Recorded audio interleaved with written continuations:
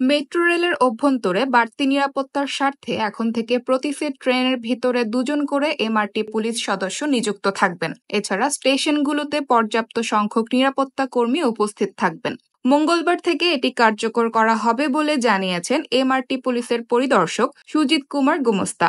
তিনি বলেন, যাত্রীদের সঙ্গে থাকা বাচ্চা, বৃদ্ধ এবং মালামাল হারানো গেলে তাৎক্ষণিক খুঁজে বের করা, চুরি ছিনতাই প্রতিরোধ করা, যাত্রীদের মধ্যে বাকবিতণ্ডা নিয়ন্ত্রণ সহ নাগরিক চাহিদা অনুযায়ী যেকোনো ধরনের সমস্যা সমাধানের চেষ্টা করবে এমআরটি পুলিশ।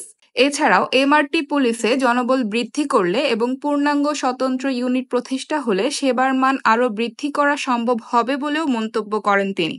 উল্লেখ্য, মেট্রো রেল ও স্টেশনের সার্বিক নিরাপত্তার স্বার্থে 2023 সালের নভেম্বর থেকে কাজ শুরু করে ম্যাস র্যাপিড ট্রানজিট পুলিশ।